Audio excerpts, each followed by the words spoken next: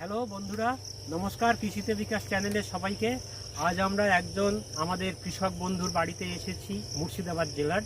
এইবার আমরা আজ পেঁপে চাষ, একটা গুরুত্বপূর্ণ সবজি পেঁপে। এবার পেঁপে সবজি হিসাবেও খাওয়া হয়, আবার পাকা ফল হিসাবেও খাওয়া হয়। এর পুষ্টিগত মান সম্পর্কে আমাদের বিশেষ কিছু বলার নেই, খুবই গুরুত্বপূর্ণ। এবং বিশেষ করে আজকাল যেমন মানুষের শরীরে রোগেরও অভাব নেই, বিশেষ করে ফ্যাটি লিভার, এমনকি অনেক সময় অগ্নাশয়ও ফ্যাটি হয়ে যাচ্ছে, বা এই সমস্ত বিভিন্ন সমস্যার জন্য পেঁপে খুব গুরুত্বপূর্ণ একটি ঔষধি গুণী সবজি ফসল। সুতরাং আমরা এই পেঁপে চাষ সুন্দরভাবে কিভাবে করা যায় এবং কি করে ভালো পেঁপের ফলন পাওয়া যায়, সেইটা নিয়ে আজ একটু আমরা আলোচনা করব, আলোকপাত করব। বর্তমানে কিন্তু পেঁপে আমাদের অনেক কৃষক বন্ধুরা সবজি হিসাবেও বড় জমিতেও চাষ করেন অন্যান্য ফসলের মতন।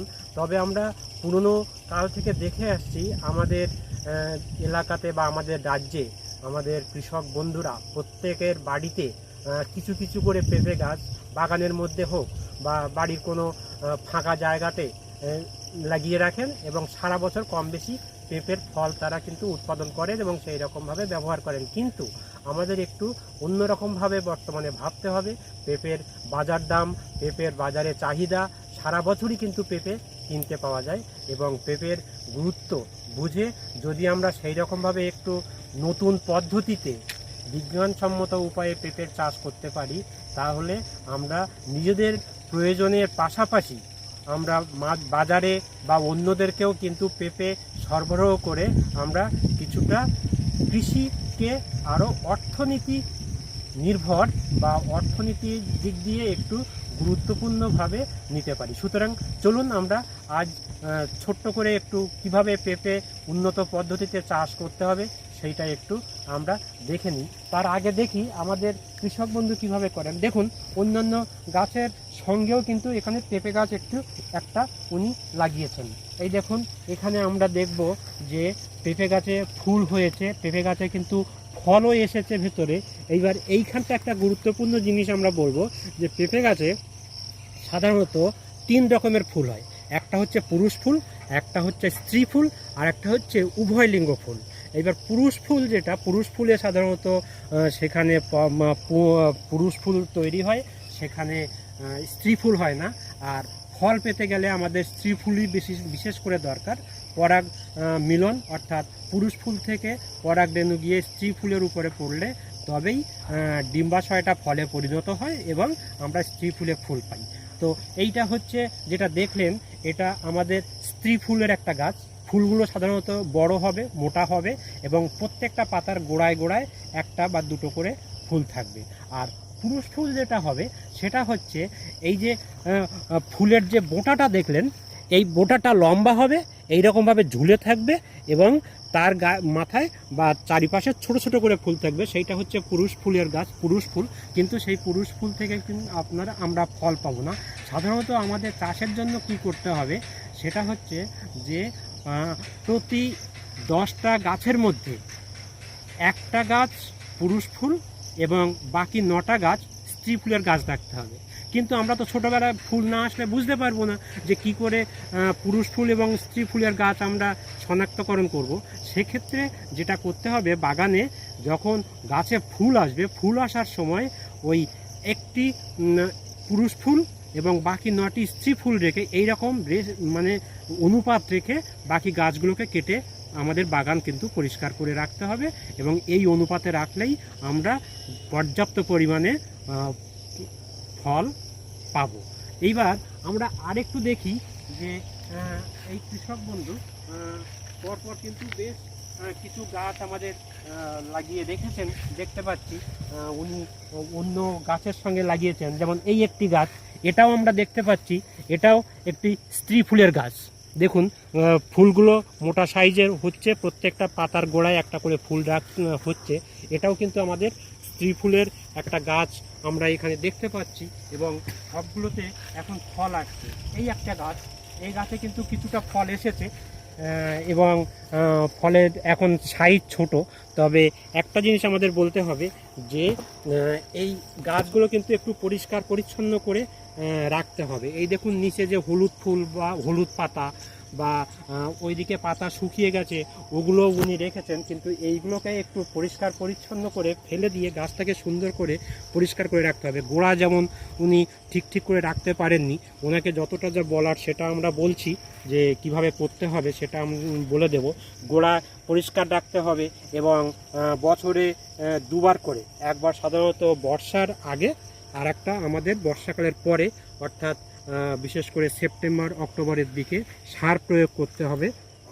প্রত্যেকটা গাছের গোড়ায় কি পরিমাণে সার দিতে হবে সেটাও আমরা সেই রকমভাবে বলে দেবো। সাধারণত প্রতিটা গাছের জন্য 110 gram urea, 310 gram single super phosphate আর 200 গ্রাম মিউরেট অফ পটাশ, এইটা মিশিয়েই এবং এর সঙ্গে কিছু পচা জৈব সারের সঙ্গে মিশিয়েই সে গাছে কিন্তু দুবার করে দিতে হবে। আমি যেটা বললাম এটা গাছের সারা বছরের, কিন্তু এটাকে দুটো করে ভাগ করে তারপরে একটা ভাগ বর্ষার আগে আর একটা ভাগ বর্ষার পরে গাছের গোড়ায় ভালো করে পরিষ্কার করে মাটির সঙ্গে মিশিয়ে নিয়ে তারপরে এইরকমভাবে সার প্রয়োগ কিন্তু আমাদের করতে হবে। এইভাবে চাষ করলে তবেই আমাদের ফসল কিন্তু ভালো পাওয়া যায়। এ পাশে আর একটা আমি দেখতে পাচ্ছি, এটাও একটা স্ত্রী ফুল গাছ, পুরুষ ফুলও এখানে নেই, সুতরাং সেই রকমভাবে আমাদের পুরুষ স্ত্রী ফুলের গাছের অনুপাত রেখেই আমাদের কাজ করতে হবে। এবং এগুলো দেখছেন আপনারা একটু খেয়াল করে যে অনেক ছোট গাছেই কিন্তু ফল এসেছে, কারণ এই জাতটা হচ্ছে যে হানিডিউ জাত, এগুলো হচ্ছে উন্নত জাত এখন, এবং এই জাতগুলোতে অনেক আগেই অনেক কম বয়সে ফল আসে, প্রচুর পরিমাণে ফল হয় একটা গাছে, এবং এগুলো কিন্তু খুব ভালো উৎপাদনের দিক দিয়ে, খরচও এদের অতটা বেশি হয় না, তবে একটু পরিষ্কার পরিচ্ছন্ন করে চাষ করতে হবে। এছাড়াও অনেক জাত আপনারা পাবেন, যেমন রাঁচি, তারপরে CO1, 2, তারপরে পুষা, ম্যাজেস্টি, এরকম অনেক ভালো উন্নত পেঁপের জাত কিন্তু আপনারা এখন পাবেন। এরপরে বীজ শোধন অবশ্যই করে কিন্তু চারা তৈরি করে তারপরেই সাধারণত চারাগুলো 6 ফিট বাই 6 ফিট দূরত্বে জমিতে বসানো হয়।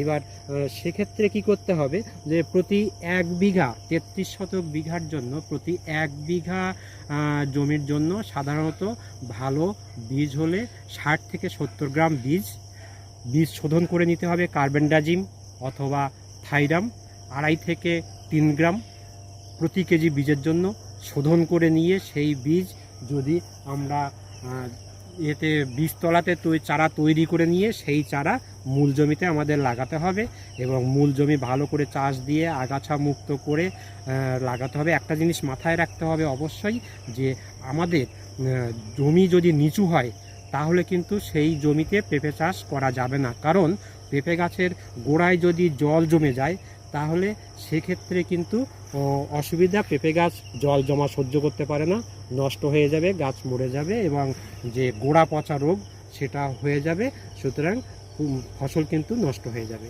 এইটা মাথায় রেখে করতে হবে। বীজ শোধন অবশ্যই করে নেবেন, সার প্রয়োগ যেমনভাবে বললাম সেই রকমভাবে করতে হবে। অনুখাদ্যের প্রয়োজন কিন্তু হয়, সাধারণত জিঙ্ক সালফেট 1 গ্রাম, তারপরে এটা গাছ প্রতি বছরে একবার করে প্রয়োগ করতে হবে। তারপর বোরাক্স 1 গ্রাম প্রতি গাছের জন্য। এছাড়া মলিবডেট, অ্যামোনিয়াম মলিবডেট দরকার হয়, এবং অন্যান্য সালফারও দরকার হয়। তবে যদি ফসফেট সার সিঙ্গেল সুপার ফসফেটের মাধ্যমে আপনারা প্রয়োগ করলেন, যেটা আগে বললাম, তাহলে সেখানে আলাদা করে আর সালফার দেওয়ার দরকার হবে না। আর মূল জমি তৈরি করার সময় অবশ্যই প্রতি গাছের গোড়ায় জৈব সার প্রয়োগ করতে হবে। এরপরে যখন 1 বছর হয়ে গেল, তারপরে বছর ভিত্তিক বছরে 2বার করে গাছে সার প্রয়োগ করতে হবে, এবং পরিষ্কার পরিচ্ছন্ন চাষ করতে হবে, পরিষ্কার করে রাখতে হবে সবসময় গাছের গোড়া সহ গোটা বাগান। যদি আগাছা সেখানে একটা গুরুত্বপূর্ণ শত্রু, এবং সেখানে ফসলের যেমন ক্ষতি করে, পাশাপাশি জমিও সেই রকমভাবে নষ্ট করে দেয়, মাটি নষ্ট করে দেয়। এই আগাছা দমন করতে গেলে আমাদের যেটা করতে হবে সেটা হচ্ছে ব্যাসালিন বা ফ্লুক্লোরালিন বাজারে বিভিন্ন প্রচলিত নামে আপনারা পাবেন, এবং ওই আগাছানাশক ওষুধগুলো মাটিতে প্রয়োগ করা যাবে। সাধারণত একর প্রতি 1 লিটার থেকে 1 লিটার 200 ml এই হারে পড়বে, এবং ওটা প্রয়োগ করার আগে অবশ্যই আপনারা কমেন্ট বক্সে এসে ভালো করে প্রশ্ন করে জেনে নিয়ে তারপরে প্রয়োগ করবেন। এটা হচ্ছে চারা রোপণের পরে বা মূল জমিতে যখন চারা লাগানো হলো তারপরে যদি এই ঘাস আসার জমি হয় তাহলে সেই রকমভাবে ওটা প্রয়োগ করতে হবে, এবং বেশ কিছু সতর্কতা নিয়েই কিন্তু আগাছানাশক প্রয়োগ করতে হবে। আর যখন আপনার বাগান পুরনো হয়ে যাবে তখন ঘাস বা আগাছা হলে সেক্ষেত্রে আমাদের কিছু ওষুধ রয়েছে, যেমন গ্লাইফোসেট বা প্যারাকোয়াট। এই আগাছানাশকগুলো আমরা একেবারে ঘাসের উপরেই, পুরো সারির মধ্যে ঘাসের উপরেই আমরা স্প্রে করতে পারি। যে এই সমস্ত যে ঘাসগুলো আপনারা দেখছেন, আগাছাগুলো দেখছেন, এগুলো গ্লাইফোসেট প্রতি লিটার জলে 5 থেকে 10 মিলিলিটার, অথবা যদি অন্যান্য ধরনের ঘাস জাতীয় আগাছা দেখা যায় তাহলে সেখানে যেমন কুইজালোফফ, ইথাইল অথবা প্যারাকোয়াট অথবা বিউটাক্লোর দানাদার যে আগাছানাশক সেটাও কিন্তু দুটো সারির মধ্যে জমিতে প্রয়োগ করা যেতে পারে। তবে কীরকম ধরনের ঘাস হচ্ছে সেইটা দেখে সেই রকমভাবে প্রয়োগ করতে হবে, এবং আগাছানাশক প্রয়োগ করার সময় অবশ্যই মাথায় রাখতে হবে যে গাছের মানে ফসলের গাছের গায়ে যাতে ওষুধ না লাগে। এই একটা দেখুন, এই পাশেও একটি গাছ, এই গাছটাও মোটামুটি ফল দিতে শুরু করেছে। এটাও একটা স্ত্রী ফুলের গাছ আমরা দেখতে পাচ্ছি। দেখুন ফলের সাইজ হয়েছে। স্ত্রী ফুল থেকে যে সরাসরি ফলগুলো আসলে সে ফলগুলো বড় সাইজের হবে। আপনারা অভিজ্ঞতা থাকলে অবশ্যই আপনারা বুঝতে পারবেন আমি কি বলতে চাইছি। এই দেখুন এই ফলটা কিন্তু কিছুটা পাকতে শুরু করেছে, যদিও এখনও পাকেনি, তবে মানে পাকলে এরকম হলুদ রং আসবে, এবং সেই রকমভাবে পাকা ফলও কিন্তু খুব গুরুত্বপূর্ণ এবং বেশ দামেই আমাদের বাজারে বিক্রি হয়। পুষ্টিগত মান আগেই বলেছি খুবই ভালো। যাই হোক, সেচ কিন্তু অবশ্যই দরকার, বিশেষ করে যে জমিতে জল নিকাশি ব্যবস্থা কম বা বৃষ্টি কম সেখানে কিন্তু আমাদের সেচ লাগে। সাধারণত শীতকালে ফসলে বা শীতকালে 10 থেকে 15 দিনের অন্তর একটা করে হালকা সেচ দিতে হবে, এবং গরমের দিনে সাধারণত 7 থেকে 10 দিনের মধ্যে একটা করে হালকা সেচ দিতে হবে। যদিও মাটির উপরেই নির্ভর করে যে সেচ কতটা বেশি জল লাগবে বা কম লাগবে। সেখানে পাইপ দিয়ে, ছোট পাইপ দিয়ে জল ঢুকানোটাই ভালো, তাতে জলের পরিমাণও যেমন কম লাগবে সেই রকমভাবে সেচের খরচও কিন্তু কম হবে। এবং আরও একটা গুরুত্বপূর্ণ জিনিস যে এইখানটা দেখুন বিভিন্ন রকমের সাধারণত পোকা খুব কম লাগে, তবে রোগের অভাব হয় না। এই দেখুন এখানে পাতা যেমন মোজাইক, এটাকে কুটে রোগ বলছে, বা এই রকম ধরনের যে রোগগুলো কিছু হয়, উপর থেকে পাতা ছোট হয়ে যায়। তারপরে অনেক সময় যে গোড়ায় জল জমলে বা গোড়ায় জীবাণু ঘটিত রোগ হলে সেখানে গোড়ায় দাগ হয়ে যায় এবং শিকড়গুলো মরে পচে যায়। আস্তে আস্তে গোটা গাছটাই কিন্তু পাতা হলুদ হয়ে উপরের দিকে গোটা গাছটাই নষ্ট হয়ে মরে যায়। এবং এই সমস্ত রোগের হাত থেকে বাঁচাতে গেলে পরিষ্কার পরিচ্ছন্ন চাষ প্রথমত একেবারে করতেই হবে। দ্বিতীয়ত বীজ শোধন ছাড়া করা যাবে না।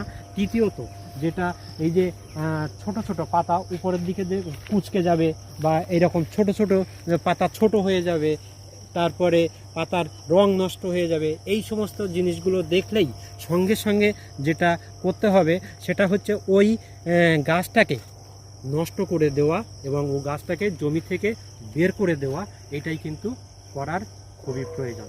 যাই হোক, এই হচ্ছে সংক্ষেপে বললাম।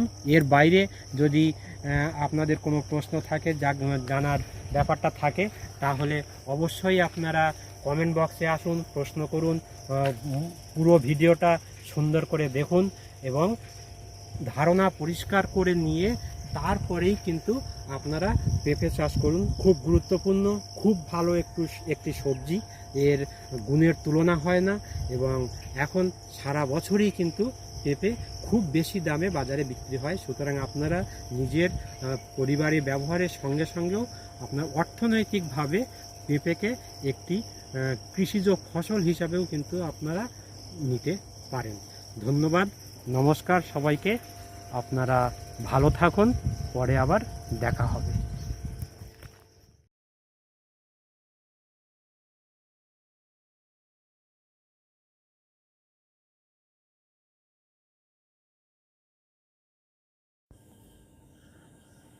লাইক করবেন, সাবস্ক্রাইব করবেন, বেল আইকনে ক্লিক করবেন যাতে পরবর্তী ভিডিও আপলোড হওয়ার সঙ্গে সঙ্গেই পেয়ে যান।